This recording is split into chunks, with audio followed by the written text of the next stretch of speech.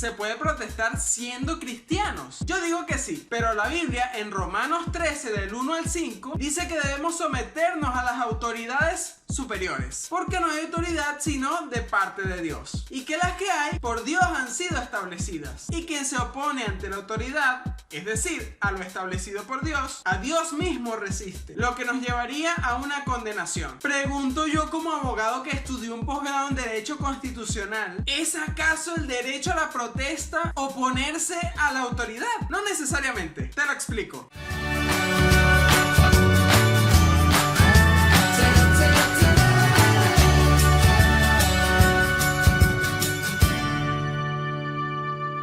Lo primero que tenemos que tener en claro es saber qué significa soberanía. ¿Has escuchado frases como Dios es soberano y no has entendido ni papa, pero suena bonita la frase? Soberanía es el poder absoluto y para siempre. Es decir, que lo que yo diga se cumple. Por eso, cuando decimos que Dios es soberano, quiere decir que Dios hace lo que quiere y cuando quiere. Romanos 13 del 1 al 5 fue escrito en un contexto muy distinto al que vivimos hoy, porque aquel entonces el sistema elegido por el hombre era la monarquía, es decir, el rey era el soberano. Por lo tanto, se consideraba el representante de Dios en la tierra. Así, el rey era quien gobernaba, quien hacía las leyes y quien juzgaba los casos de la gente. Además, podía cambiar la ley cuando quisiera y él no estaba sometido a cumplirla. En ese contexto, el mensaje cuadra perfectamente para la audiencia original, porque vivían en ese contexto político. Pero en el contexto actual, no nos encontramos con reyes gobernando. Y si lo hacen, no cuentan con ese poder absoluto. ¿Has escuchado frases en la actualidad como la soberanía reside en el pueblo? O frases como la soberanía nacional. Nuestras sociedades occidentales decidieron cambiar el sistema que era monárquico de un rey que era el soberano a un sistema democrático. Y alguien se preguntará, ¿serán estos cambios políticos válidos para Dios? Sí.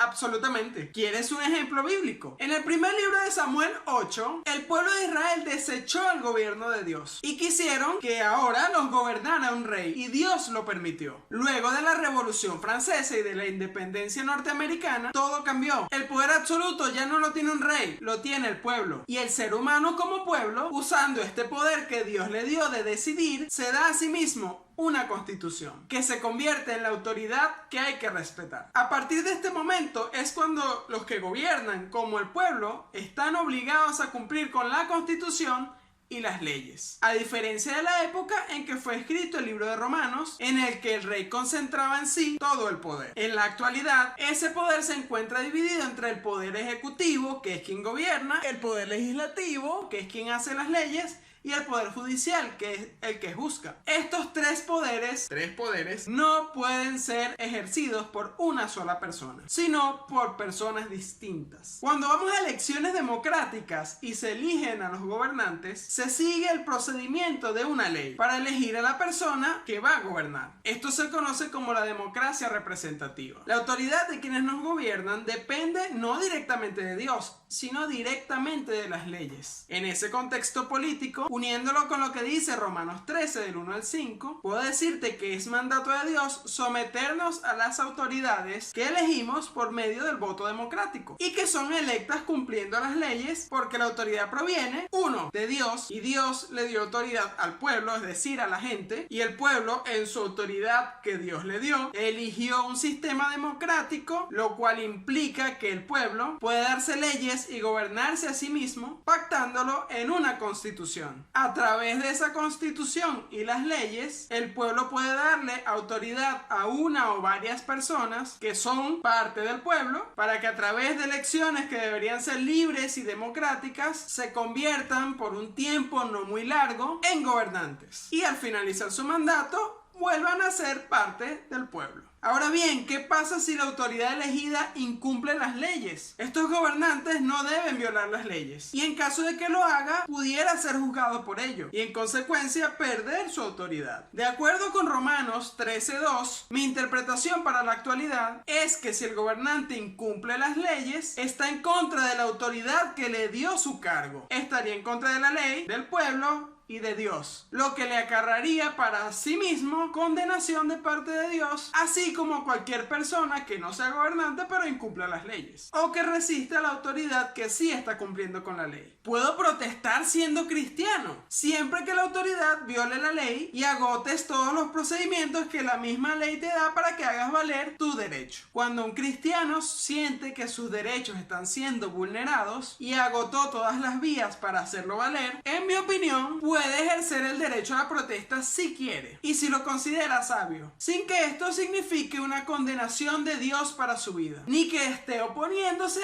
a la autoridad establecida por Dios, pues en este caso, quien está incumpliendo lo establecido por Dios sería quien está gobernando, y como la autoridad en estos tiempos es la ley, se tiene derecho a protestar para que la misma ley se cumpla. Esta es mi interpretación y mi opinión. ¿Estás de acuerdo? ¿Tú qué opinas? Escribe entonces tu opinión aquí abajo y debatamos pues. Por cierto, se me acaba de ocurrir una buena idea. Pregúntame cualquier duda que tengas acerca de la Biblia y un tema de la actualidad y estaré analizándolo. Y puede que te haga un video para darte mi interpretación. Suscríbete al canal y activa la campanita de notificaciones. Además, regálame un me gusta. Y bueno, te mando un abrazo. Dios te bendiga.